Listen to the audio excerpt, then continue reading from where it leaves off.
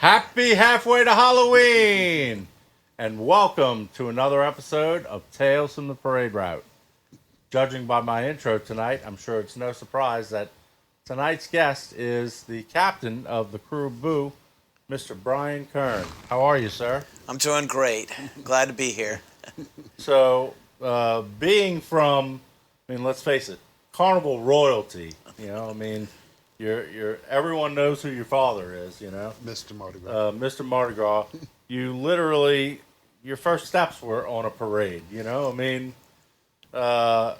so we know your experience with parades, and if you've never been to the Krewe of Boo, it's a very special parade that is outside of the carnival season, and it's in the heart of the Halloween season, shall we say.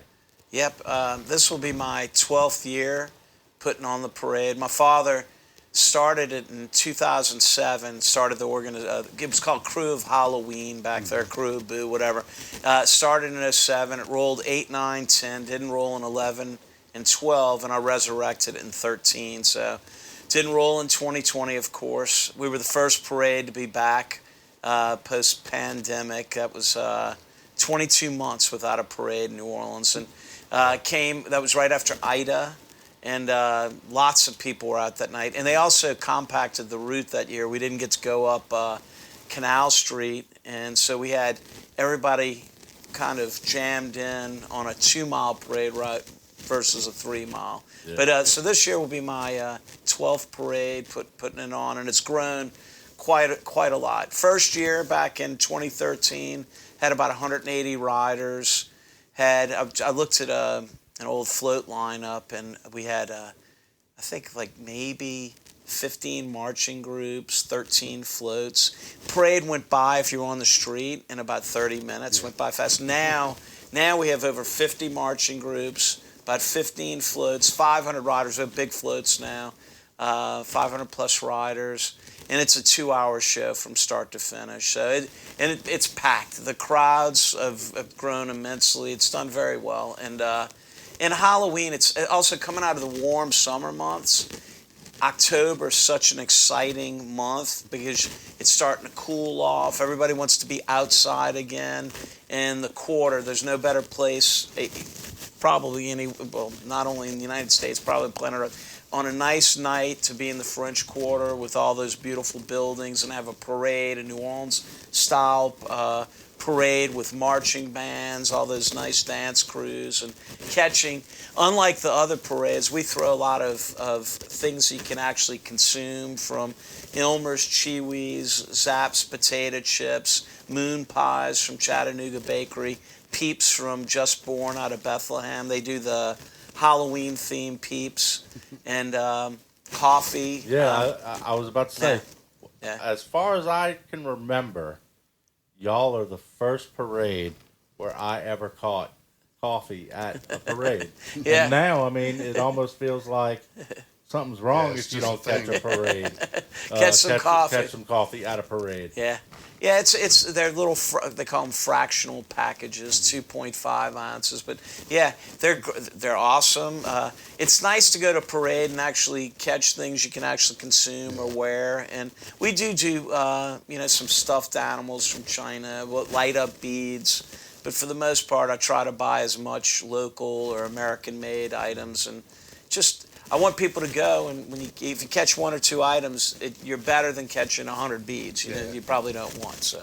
Yeah, I ended up catching it at the end of Esplanade this year, right by the turn. Yeah, the crowd was packed. Yeah. Oh no, it's massive 6 down or there. 7 deep in that area. Yeah. And that was right at the turn. So but down the way you could see it was really deep. Yeah. But I love the growth it's had, especially with all the dance crews and all, because they all kind of do themselves up. Yeah. They add like the muffaladas or the moldy muffalata. They're all just kind of do a little bit of Halloween change up, and Well, the Elvi are great. those guys, yeah, it's I mean, a lot they're of kinda them. great anyway, There are 100 plus of those guys, all on scooters and stuff. I didn't know there was a pecking order. Like, you have to earn your way onto a scooter. You can't just start out on it. No. I don't know if I would go through all that. I mean, I don't know. From the fun that those guys have, I would say it's probably worth it. Yeah.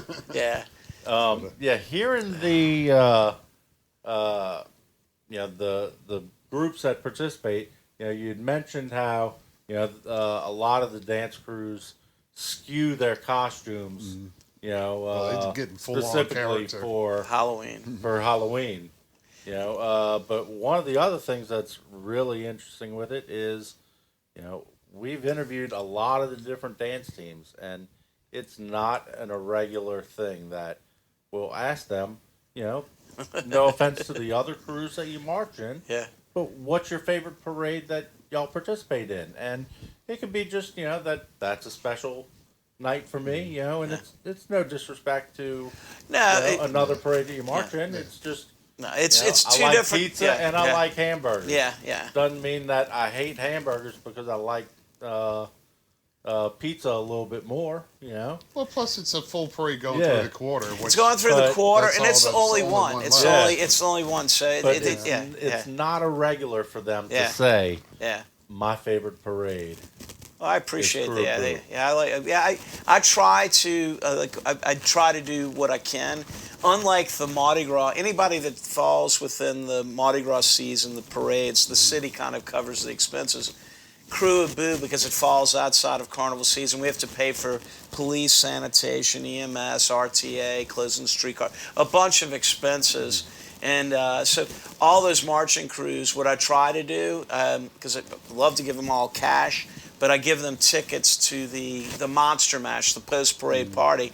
And you know what else? It literally, you add like 500 to 1,000 of these dance crew people, and you've got an instant party right there. Right. Yeah. Now the party, first few years I was doing the Monster Mash, it was nice to have them all in there. Now we've got 2,500 plus people, almost 3,000 people at the after party now. So it's grown. It's become quite a thing. I'm just happy that it's been the beginning, it was tough getting it off the ground. People in New Orleans do not like change. Well, most people don't like change to begin with. And anything new, they're kind of suspicious about it.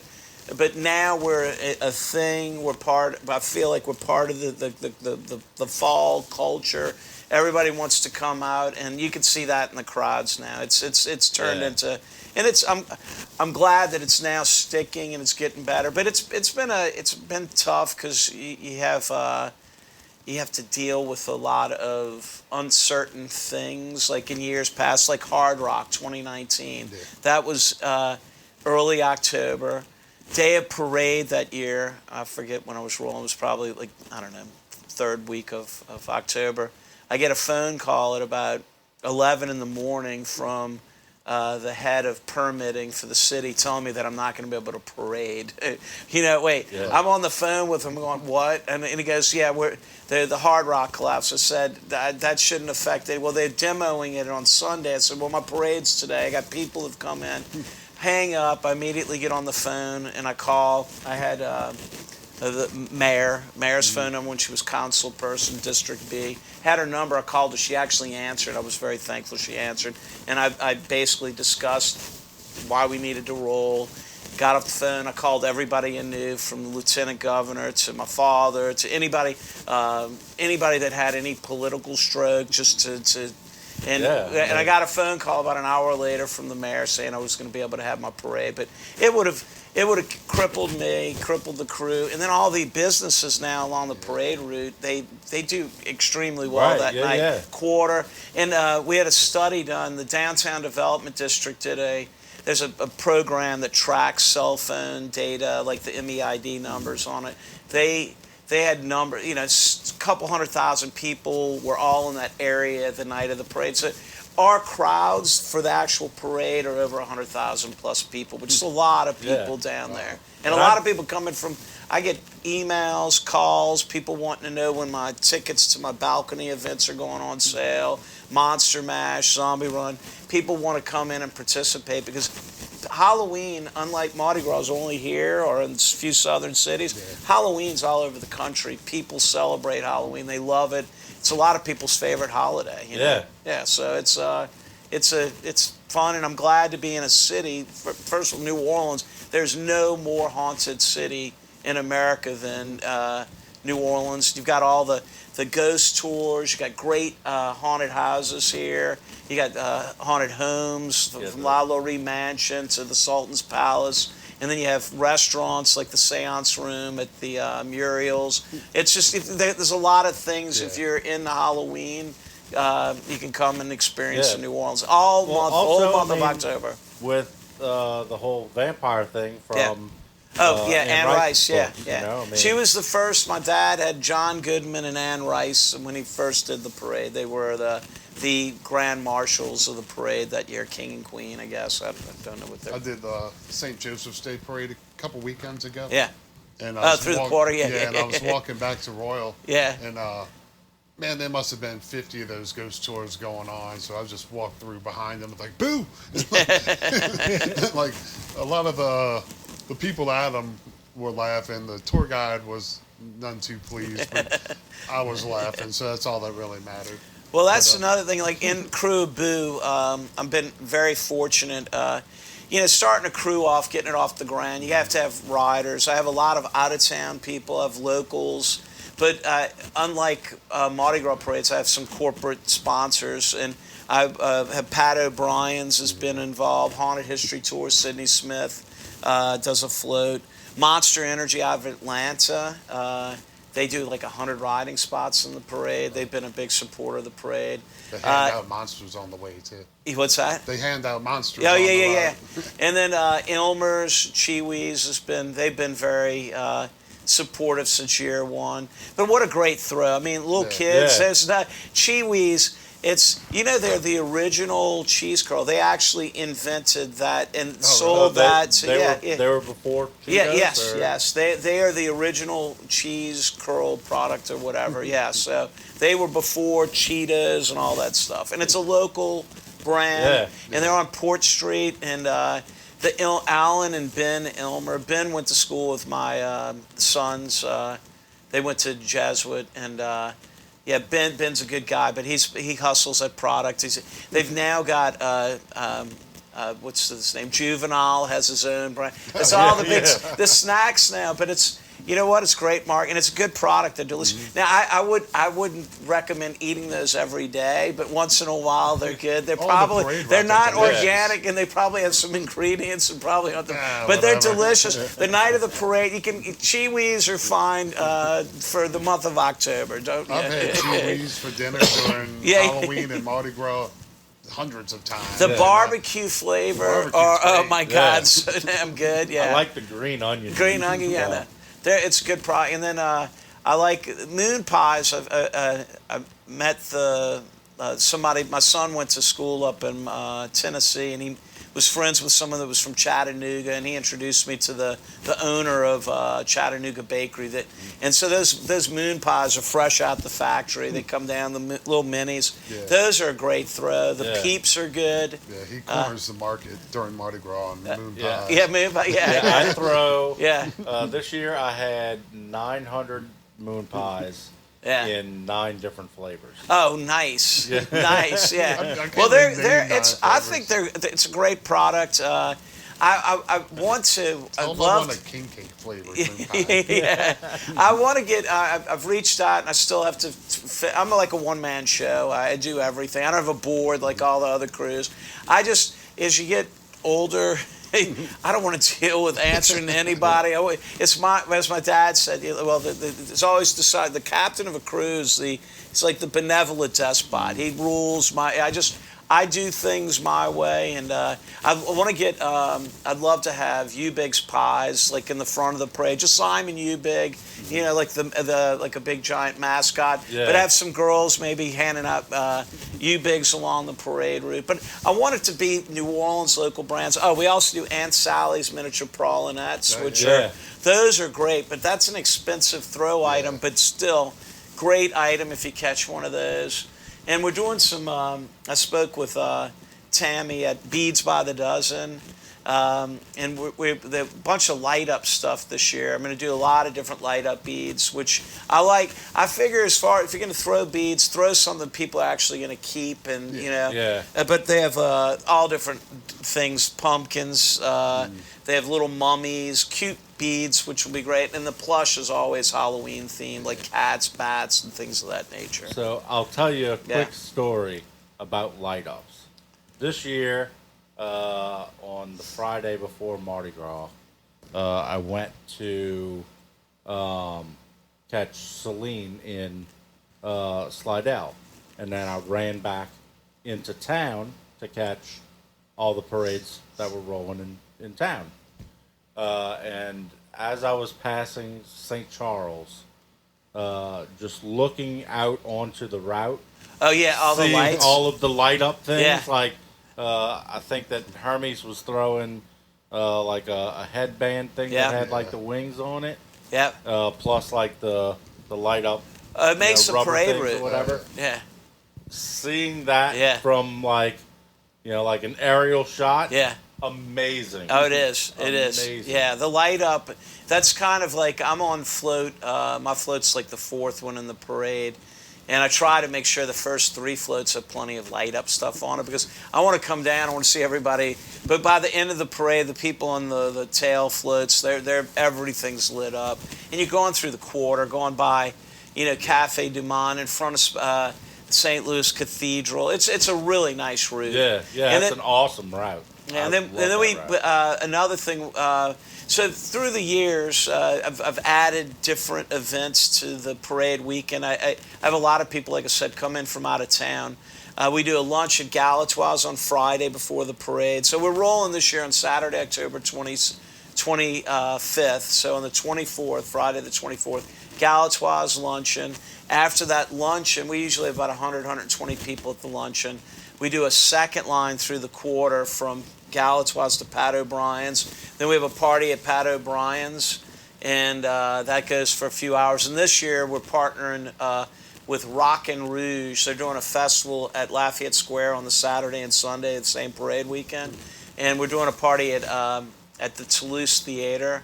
And it's going to be a nice big event that night. And then Saturday morning, day of parade, we do a zombie run through the French Quarter, which is taking off. We have last year about 700 people that attended that. We have the Big Easy roller derby.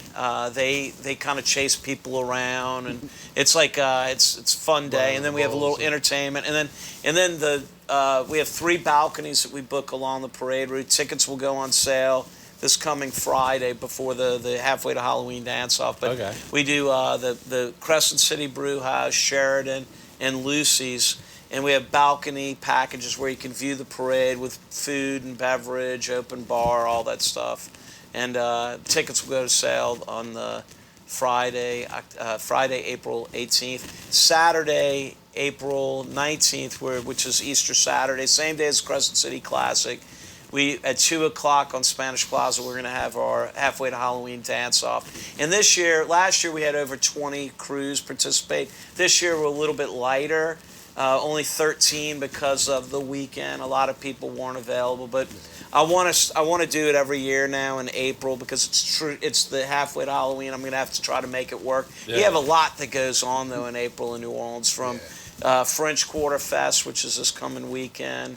Jazz To Fest Easter, is- Jazz Fest. It's just April's a tough month, but when you get to May and June, I've done it in previous years. The dance off in those months, it's just too hot, and Yeah. it's not. I want to try to stay in April. Not that I won't go back to May, but yeah, we have a good lineup. It's fun. It's family friendly. We'll usually I don't know. I'd say 400 people come out and watch, but then you have a constant flow of people going to and from the Riverwalk. So it's a busy day, and the dance crews.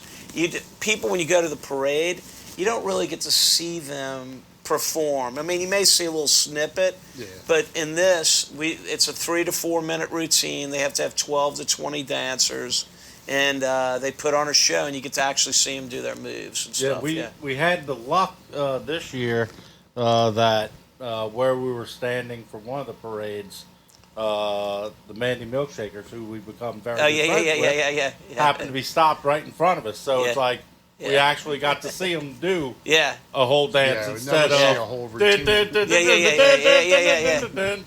Well, they work hard on their dance routines, and it's a lot of work, and the costuming, and you actually get to see them. They put on their best, and they do a really good job, and they all work hard. They spend a lot of time perfecting their moves and all. So it's nice to see them, and that's the good thing about the dance-off. And this will be I think the 7th one of these, that I've put on. And it does seem like it gets to be bigger and bigger, to where more and more people, like people outside of dance crews that I almost wouldn't expect to be bringing it up, are bringing up. Oh, you got to go to this event. It's called the Halfway Halloween Dance Party. It's great. I mean, so it's definitely picked up a lot of steam. Well, in the future, past, I would say 2 or 3 years. My favorite part of it is at the end, after everything's over, and the DJ will play music, and you have all of them dancing together, which is really fun. And eventually, this may grow into more of a party, like after the event, maybe have some live music. Try to continue the whole vibe, just keep it rolling. So it just takes time to build up. Like the parade's doing well, the balconies all sell out, the zombie run, all the components, everything's doing well now. And I try to add things throughout, like this Halfway to Halloween dance-off. I may do something in the summertime, like a pub crawl. I have another event that I wasn't able to do this year because of was not able to get a date. But it's called the Axeman's Ball, which is supposed to be in mid-March. Do y'all know the story of the Axeman in New Orleans? So 1918, 1919 in New Orleans, there was a serial killer on the loose in New Orleans.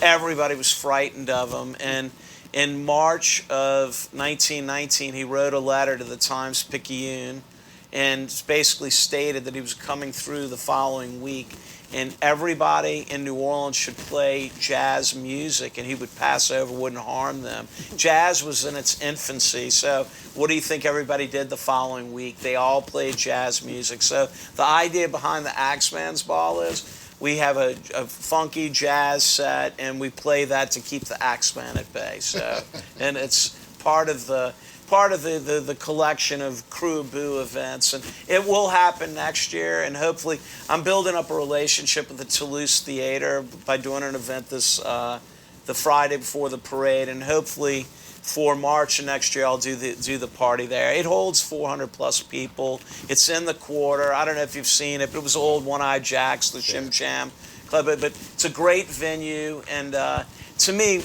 if you're a New Orleanian and you're not going down to the quarter at least once a week, and to me, it's where I'm almost down there every day. I hang out at a little bar called the Chart Room.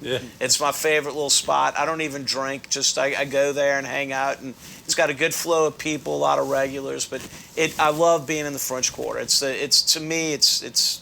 I recharge my battery every time I go there. I'm just not a big fan of bourbon. Otherwise, I like the quarter. Bourbon. I'm more of a Frenchman guy. Yeah. Bourbon Street on an off night is fine. You just don't want to. But like, by the way, since they've repaved everything down there, and I'm going to do a plug for Sidney Torres, Ivy Waste. He's doing such a phenomenal job in the quarter. Everybody go down to the quarter. The streets have all been repaved. The sidewalks, they're scrubbing the sidewalks. They're cleaning. It's the cleanest it's ever been down there, and it looks great. And this is the time, and when the weather's like this, like French Quarter festivals, I can't even imagine. There's gonna be so many damn people. Packed. It's gonna be packed, but you don't have to go to all the quarters open. There's lots of things to do down there. Lots of great bars and restaurants, and but yeah, it's cleaner than it's ever been, which is nice. Yeah, and the streets look good. Yeah, Yeah. I think I was mentioning it to you on the phone Yeah. when we were, booking the interview. That the last time I went into the quarter, and you just take a whiff, and it's like it actually smelled like lemon. Lemon, yeah. Take a whiff. Yeah, I don't know what's in that lemon. I hope the ingredients are they're it's May not be any Yeah, lemon in there. It doesn't even matter. It smells good. It's fine. I may live like a few years. I ride my bike through there sometimes, and the wet roads, and it's spinning stuff out. I'm sure I'm like getting a good dosage of it. So a couple little follow-up things. Yeah. You'd mentioned Brian Marshall's during your father's time, but you also have had several pretty big name Brian Marshalls. I mean, one that always sticks out to me because I'm a wrestling geek. Oh yeah, the Miz. Is the Miz. Yeah, and they're coming. So just so you know, so that was John Sabor, who I have a buddy who worked for the Sports Foundation, Sam Joffre. Sam connected me with WWE, John Sabor, and we discussed bringing the Miz and what's his wife's name? Maurice. Maria. She was supposed to ride. He came in, rode, but that was great. But 2026, we're hosting WrestleMania again in New Orleans, so I'm going to reach out. There's a whole new team now, so I've got to reconnect with them and see if I can do the same thing. I would love that. We're saying this now, probably not going to happen, but I would love to have the Undertaker, somebody like one of the big names in wrestling, come in and. Yeah, I like some. So I'm going to reach out to them and see who's available and see if we can make something happen this year. You could always just put John Cena on there and just have an empty float. Yeah. John Cena. Yeah. I worked back after Katrina. I worked in the movie. I was doing movies, doing locations, and they did that movie 12 Rounds. Yeah. I worked on that, but wait, that was Rennie Harlan was the director. He did. Die Hard 2, action, but I don't know if you ever saw the movie, but the action scenes, that was my first movie I worked on, and it was so much fun, but I was doing locations, so I had to notify. We had scenes that were like 4 or 5 blocks long of like chase scenes, big fire truck going, smashing cars, so I had to go out and talk to people, make sure to tell them that we were coming through, but it was a fun movie. For my first movie, it was a fun thing to work on. Really had a great time. And then I've worked in Transpo, driving. I worked on Ben Affleck's movie that he did here, Deep Water or whatever. Oh, okay. Yeah, it was all right. But yeah. I drove the producer around, and yeah, it was fun. And then I worked on Queen of the South. But fun stuff. I do a lot of things. I'm a licensed tour guide. I have a Class A. During the pandemic, I decided to go to coastal truck driving school and get my Class A CDL. So did that. And I had a class of like 10 people in my class, and me and this one other guy, we were the only ones immediately got behind the wheel because I'd driven floats, backed up stuff. Yeah. I kind of knew that I have the knack of, but I was backing things in, doing the 90-degree turn, all that stuff. It took me a little while, but I mastered it pretty quickly, which was good. But that was a pandemic thing. Yeah, I got a chuckle out of on Mardi Gras Day seeing your brother jump on the. We tractor. all grew up. Right, yeah. Barry and I, when we were kids, we had the international tractors. Those were our first little tractors. Mm-hmm. We were driving those. Like I was probably not even 10 years old, and I was learned how to drive those tractors. And we would pop the clutch and have them go up and. Wild times as kids. But, we were all over the place as children down there, running around. And we're still begging the lone tractor driver, the spares. Yeah. Papa Wheelie? They never do it, though. Yeah. Well, the equipment now is a lot. I mean, the tractors now are amazing, like the big John Deeres, those Belarus tractors. those, my dad got all those like in the late 80s. And those were like beautiful tractors. They're still running. Yeah, you know? yeah. And they'll keep running for, I mean, it's not much. They only get used a few times a year, you know? Yeah, it's not like they're they're 100 miles a year or something. Yeah. Yeah, it's not The like only a problem is a tractor. lot of the drivers, they burn out the clutches and all. It's because they don't know how to drive, but it's, Oh, it's because float riders go yelling if you... oh, you jerk them Yeah, too you much, jerk 'em. yeah. Yeah, well, I understand that. Yeah, that's not... It's not the most comfortable thing, especially standing sideways and, you know. Yeah, so I could see why they're soft or hard on the clutch. Yeah, they're know? very, yeah. But so the parade, like I said, we have 500 plus members. Probably end up with 600 this year. And unlike a Mardi Gras crew, the dues they're $6.25 for riding members, and a throw package, because we're not doing a 6 mile parade route, we're doing a 3 mile. Yeah. It's about $400 as the minimum throw package, and that's usually probably enough for a rider. It depends on how you throw. I mean, you're going to want to supplement, not enough for me. but so for around $1,000 to get to ride in the parade, it includes a ticket to Friday night's party, the after party, the Monster Mash. It's a good value, you know, and it's a good ride, fun ride. You're on the float from about 5:30 and you're off by 9. So you're not on, like I've been in like Orpheus or, you know, the Bacchus. You're on that float a long, long time. Yeah. And hence a lot of people, and I'm amazed at the adults that still don't know how to like pace themselves with alcohol. Well, I think that there's so many of them that literally darn near the only time that they drink. Yeah. So on the I feel like parade. I'm being Float that attacked day. right now. No, so I kind of party on for Excalibur, and then Carrollton. During the day, so Yeah. you're not doing so much, but yeah. Yeah. I feel like I'm being attacked. So you had mentioned the sponsored the sponsors, and some of them are signature floats to where. Yeah, Pat O'Brien's has the Hurricane Glass. Haunted History Tours would do there's a skeleton with the top hat on, kind of his logo. Monster has the 2 skeletons, and they're doing their Mango Loco, so it's like Day of the Dead. Guinness Beer came in last year. They're going to be up in their ante this year. I didn't realize Guinness, St. Patrick's Day is their big holiday, but so is Halloween. They put a lot of, they advertise, they market a lot during the month of October. Really? Huh. Yeah, Guinness. Yeah, who would have known? But yeah, and I had y'all know who Manuel Ponce is? I know the name. You should interview him. He's an artist. He's been pretty much all you think of any parade in Mardi. He's done the sketch. He's been working. Danny Frolic, you've heard that name? Yeah. Danny was in the 70s and 80s. Did, you know, all of his stuff, Endymion and Bacchus, all this stuff. Manuel's been designing floats since the 70s.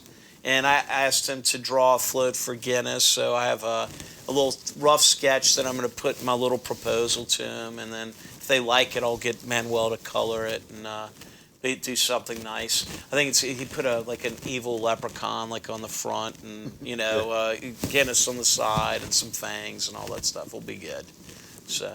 Let's see. Oh, your Monster Mash and all that. Is that open to the public? Or Oh, only crew yeah. members? Tickets. So the tickets to all these events go on sale Friday, April 18th, and they'll be on sale. Yeah, the Monster Mash, it's not an expensive ticket. It's like $25-$30, and then there's a VIP for like $100 with an open bar.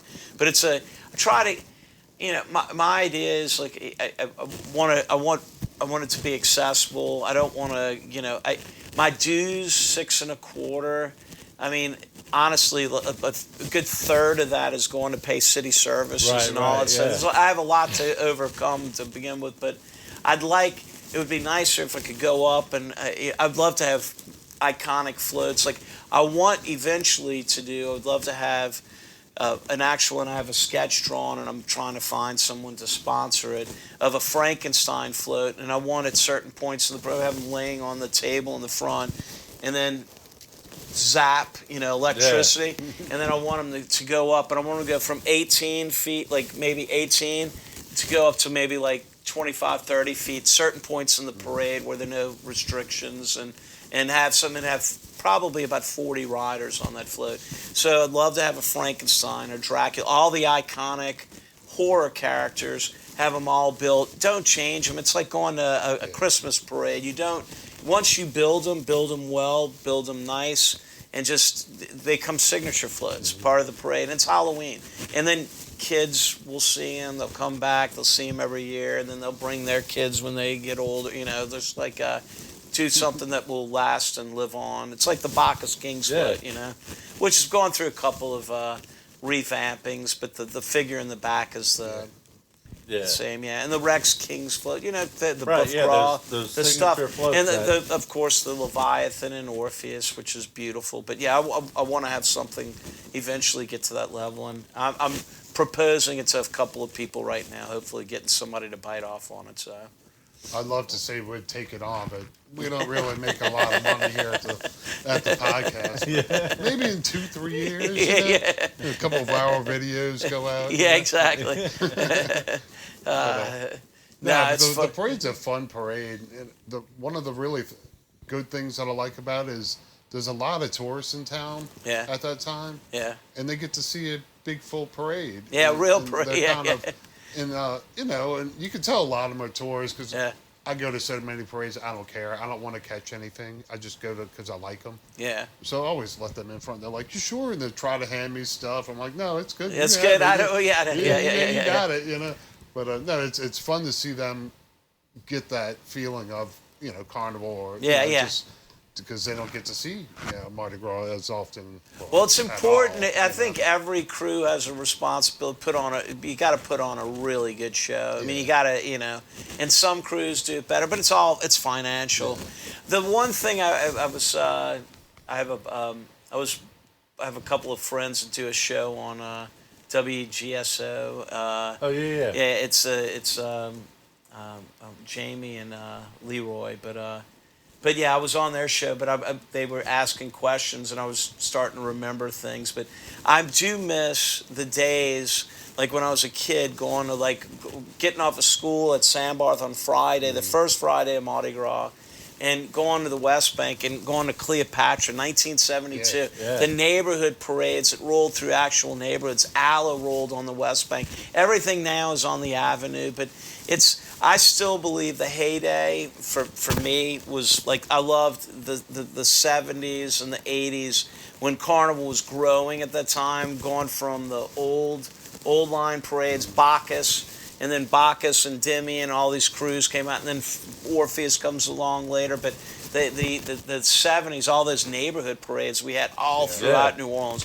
Every neighborhood, Chalmette. I remember when I was a kid. I mean, it was a little after that, but that was still rolling in the 80s. And my dad was always a doubloon collector. So doubloons, Crescent City doubloon collectors, We're both collectors too, but we would go to every parade, and you would hop all over town to get to them. Yeah, I was fortunate. I used to do deliveries. I was talking, but back in the day, we had radios in all the trucks. We had a base unit at the office, and they would call you on your radio and tell you to go here. But I would do doubloon deliveries. We'd get all the doubloons in, and I'd have to go deliver them. And this is before you had MapQuest and all that stuff. Had a big map on the wall, but once you learned where each captain was from each crew, I was delivering doubloons, and I'd always get a couple of, I had a nice doubloon collection. So we used to go to the gift shop on the West Bank. Oh, yeah, because y'all would have, I guess, test strikes or whatever that y'all would sell there. Yeah. My dad would sort through them. And I don't have that one. That's a different color.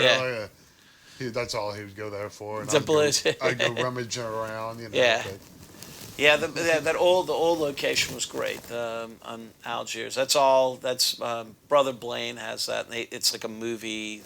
They use it for movies, movie set, whatever. Yeah.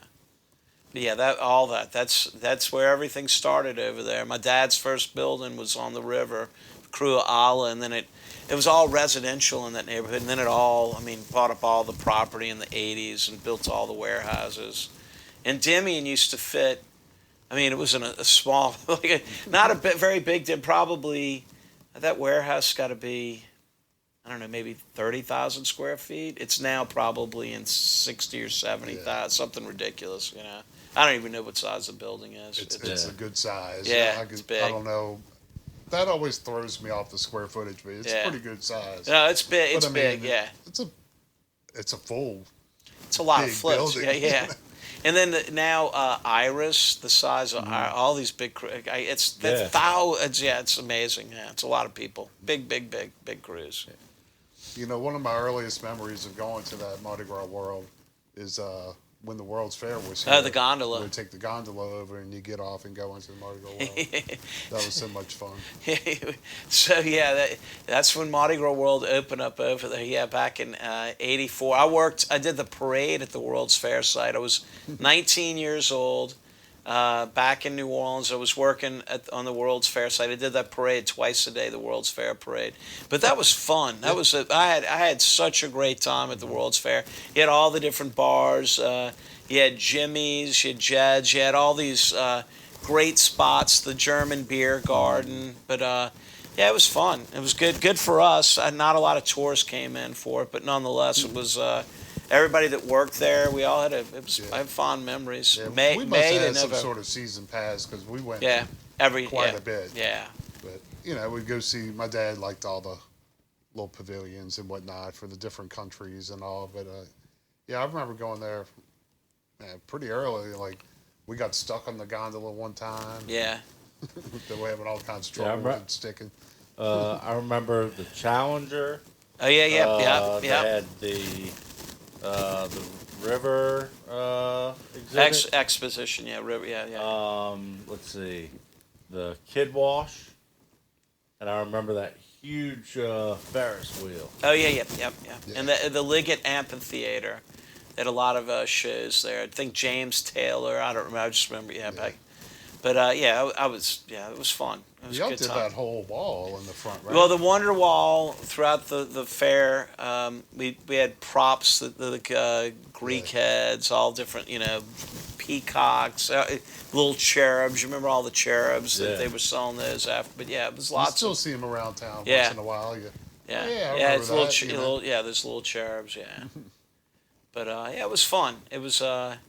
So that was 84. Then I went to Tulane. After that, I ended up at Mardi Gras World. My Aunt Betty, who did Mid City, that was her parade, and she passed away. She'd been running Mardi Gras World, and I took that over in '91 and ran that all the way till Katrina, like post Katrina, like 2006, and then the new one '09 to '14. But I haven't been. But the parade I resurrected in 13, knowing that was going to be what I wanted to work on, and it's turned out well. It just it's like everything. Just you got to stay on top of things. Well, and membership and all that. Yeah. So. In typical Kern fashion, making the parade his baby. Well, it's fun. a rite of passage. Right. Yeah, and it's. It's fun. It's doing well now, but like I said, I want to get those floats and eventually take it up a notch. And I'm trying to stream it too. I'd love to. Another plan that I have is to do maybe like 10 to 15 little 2 to 3 minute vignettes and film the parade and then put those throughout the parade. Create like a 2-hour Halloween show from New Orleans, showcasing why New Orleans is the place to be during the month of October to celebrate Halloween. And I reached out to the New Orleans and Company, the state Office of Tourism, trying to get them to help me out with it. But I think it'd be good to bring visitors in and showcase why you want to come here. Why it's the number one destination in the country for for Halloween.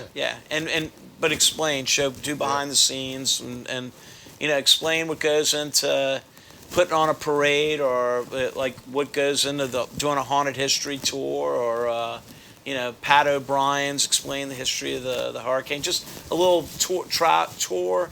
tourism and travel piece centered around Halloween in New Orleans.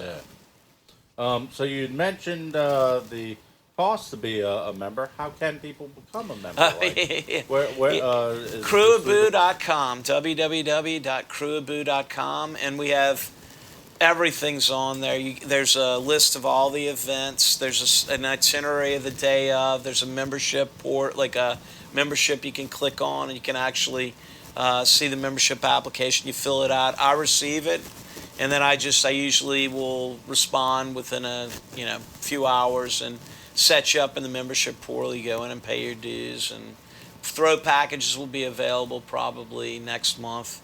But it's easy. It's easy to join, and I have like there's probably 6 or 7 floats that people ride on. The rest are all sponsored, so I'll find spots for people, and I can always ask my brother rent another float from him. Got plenty of floats at that time of year. Yeah, so hopefully the goal this year is get to like 600 riders, and I think most of the riding members, everybody keeps coming back and riding again. They enjoy themselves, but there are a lot of people that come in from out of town. It's amazing. Every year, I'd say there's about 100 to 150 people that sign up that have never ridden in a parade before, and what they end up that changes. Out of that 150 or 100, whatever it may be, I'd say about a third will continue riding every year, and the other ones, it's just a bucket list item. They just wanted to do it. It's an expensive weekend for them, but they all come in and they want to do it. So, but it's amazing. Every year, more people sign up from out of town, and they may only do it once, but it's still it keeps culture shock to somebody. To just show up. Never ride before, and then run through the quarter to that sort of crowd. No, and I talk to people on the phone all the time. They're the older people, young people from all over the country.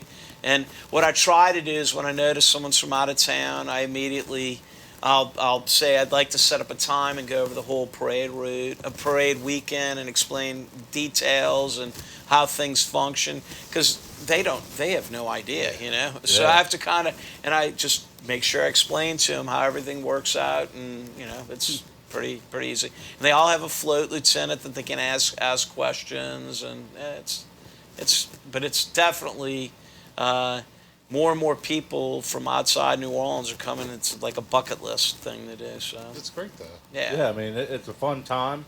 I've never ridden in your parade, but attending it, we've never left it being like, man, that was a crappy parade. No, it's always like, dude, that was an awesome parade. It's fun. Well, see, you mentioned it earlier. I'm really a sort of a traditionalist, so a lot of the new parades come in. I'm like, who are these guys? Yeah. So it takes me a little while to warm up, but you guys do it right, So, got my blessing if that counts for anything. No, definitely. No. I mean, it's important to. I want people to like on social media, some people can be really rough. I remember my first year, I was embarrassed by the parade. It really wasn't. It wasn't good. It was okay, but it wasn't what I wanted it to be, what I had visualized. But I pulled the trigger that year in May of that year, and to put a parade on in October. I expected a lot of previous members who had ridden with my father to join again. I don't know what happened there. That didn't happen, so not sure. But regardless, I had to start from scratch, and I feel like I put on it's a good show it's a for big, people. solid parade. Yeah. And the only thing I'd like to do, and I'm going to talk to my brother. I want to like paint a lot of I want to make them more Halloween. I'm using rental floats and putting props on, so got to talk to him and see what we can do on that. So, but once that's done, and I got all the great you name a dance crew, they're in there. Oh, yeah. I've always have good kings, good grand marshals. We throw great stuff. Weather, knock on. Particle board. Yeah, right. IKEA particle. The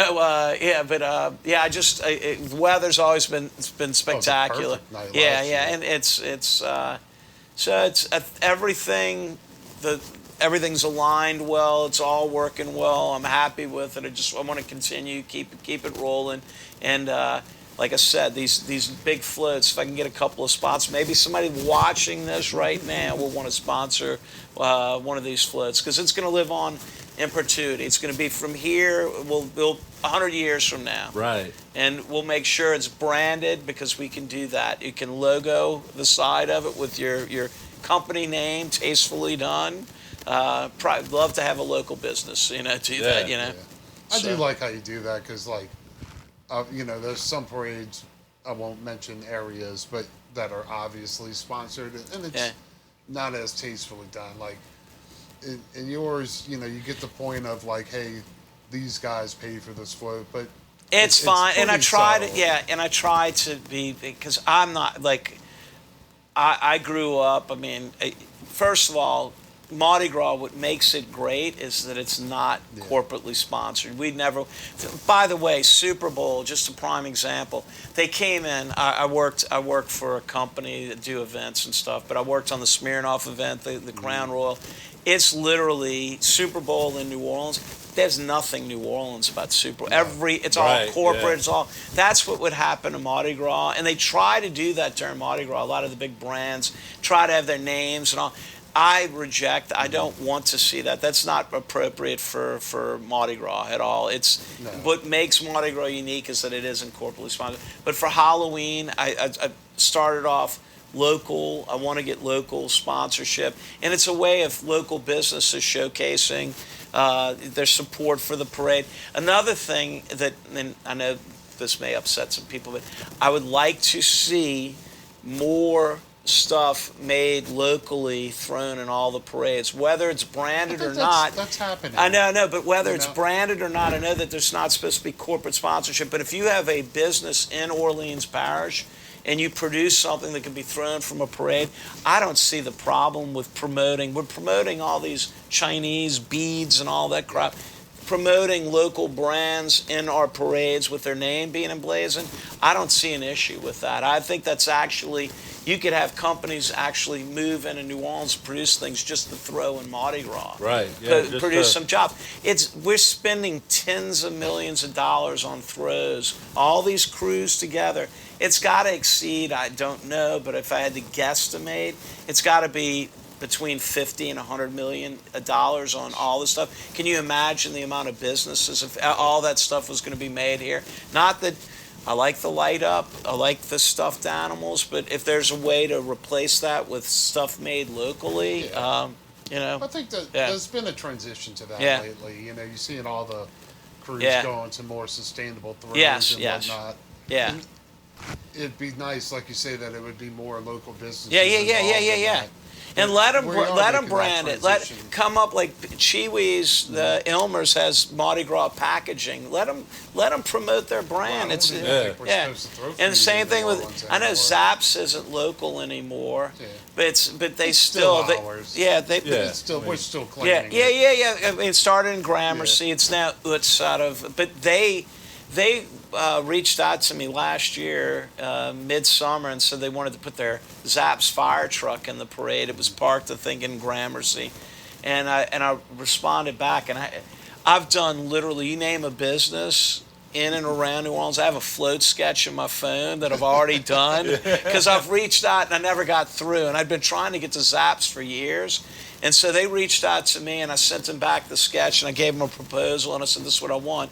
She goes, we can't do the float, but we'll put the fire truck in the parade, and they gave me chips for all the riders to throw. We traded out, and it was a good deal for me, good deal for them. Got the brand out. So, man, we threw a ton of, like, everybody had at least 50, maybe 100 bags of chips, because I had extra boxes. I was just throwing them on floats. People were throwing them, so that's good.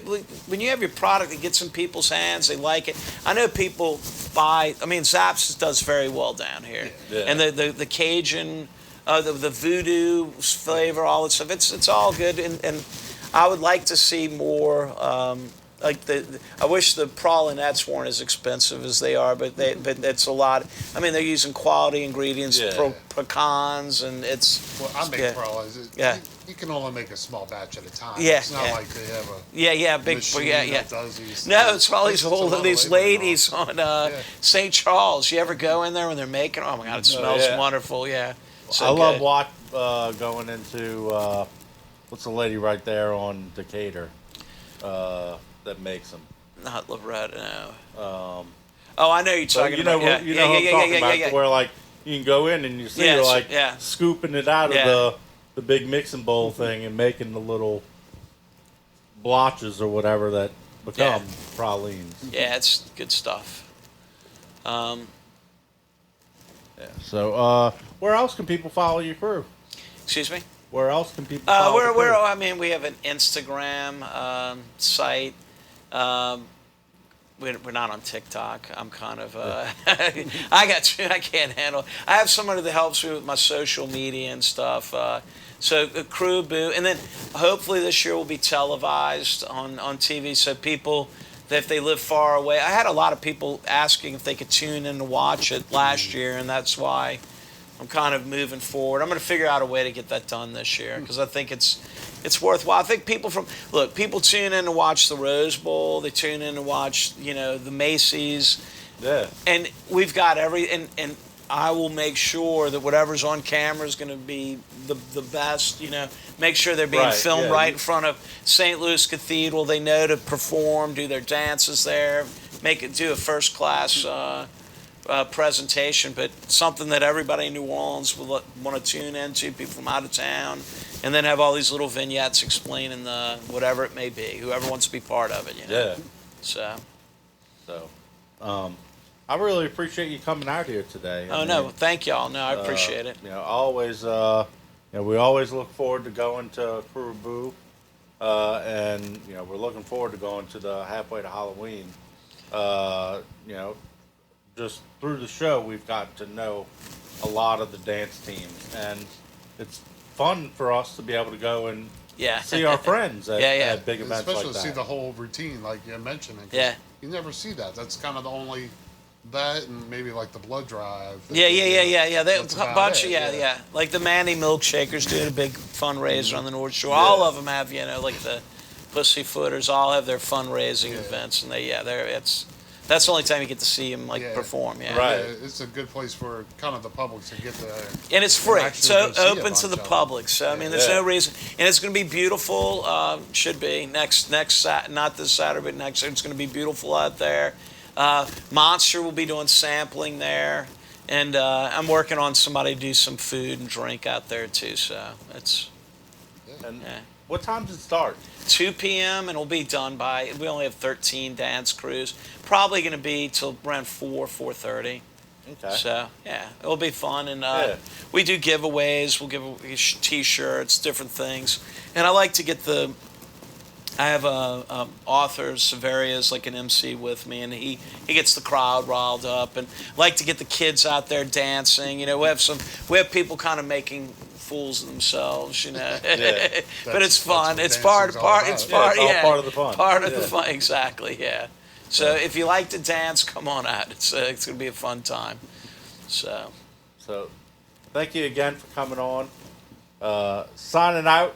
We'll see you on the route.